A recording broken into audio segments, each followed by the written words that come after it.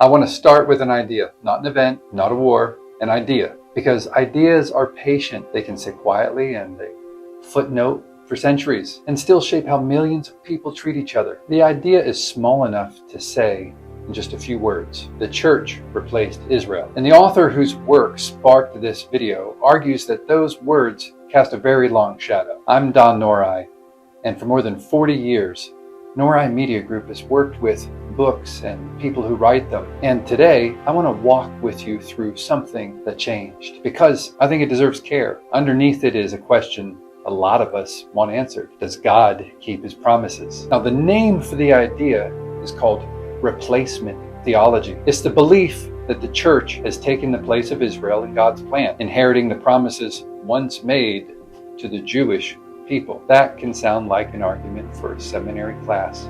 But the author Alan DiDio, his point is that it never stayed in the classroom. And he asks a question that turns the whole thing personal. If God's promises to one people can be erased and handed to someone else, then what exactly is the point? What is your covenant with him worth? So let's look at the history. This is the part that DiDio says most of us were never taught. As early as the year 305, a council of church leaders in Elvira, Spain, wrote rules discouraging Christians from sharing meals or intermarrying with their Jewish neighbors. The whole aim was to keep Christian communities distinct. But DiDio's argument is that separation rarely stays neutral. And over the centuries, we're different, we're hardened in too many places into we're superior.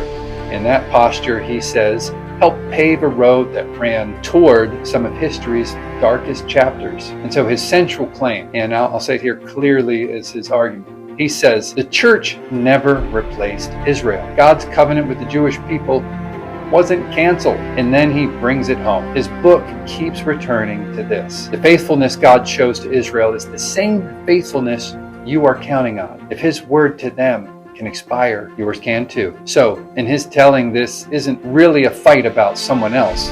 It's about whether any of us can trust the promises of God at all. His main text is Romans 11, where the Apostle Paul pictures God's people as an olive tree with branches grafted in, but a root that was never uprooted. DiDio reads that as Paul insisting the story of Israel isn't over. He also takes on the verse often quoted the other way. There is neither Jew nor Greek. You are all one in Christ. And DiDio's response is that the same sentence also says neither male nor female. And no one thinks that erases men and women. Oneness, he argues, doesn't mean the end of distinction. Now, I have to be fair here. This is where the conversation usually gets off rails for me. But many thoughtful and sincere people hold what's called covenant or fulfillment theology. They're not anti-Semites. They love the Jewish people. They simply read these passages differently, and they rightly object to being lumped in with hatred. So DiDio makes a strong case,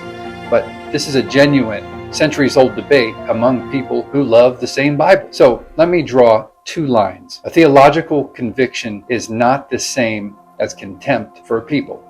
And a theological conviction is not the same as a political program. This video is about the first of those, the history and the faith, not about the politics of any modern government. Keep those separate, and the conversation stays honest. So, getting personal, because that's what DiDio does. Have you ever felt replaced, written off, quietly told that someone else got the blessing that was supposed to be yours? And underneath that, have you ever wondered whether God's promises to you come with fine print? Whether if you failed badly enough, you'd simply move on to someone more useful? And DiDio's answer is no. A God who abandons his covenants is not the God of the Bible, and that's meant to steady you. And so here's what you can actually do with this. Learn the real history, not to feel guilty, but because people who know where a road leads are far less likely to walk down it again. Number two, separate theology from contempt. You're allowed to hold your convictions and study the other side charitably, and you're never allowed to let doctrine become a license for superiority or hatred toward anyone. Number three, anchor your trust in God's faithfulness, not your performance. If his promises can't be erased,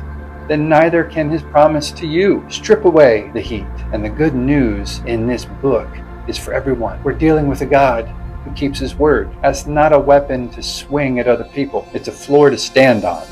And the way you answer an old, ugly lie is never with fear or contempt. It's with truth, with love. A promise-keeping God means your worst chapter isn't your last. He doesn't erase the people, His covenant, and that includes you. This book makes the full case. The history, the scriptures, the argument is Erasing Israel by Alan DiDio. He argues for more than I have shared here, and it's worth reading. It's worth weighing. And even if you never open it, take this with you. The God of the Bible keeps His promises. Answer every lie that says otherwise with truth and with love. I'm Nori. Thanks for watching. If this was worth your time, subscribe to keep bringing you conversations that matter. If you like this video, subscribe to the channel for more videos like this.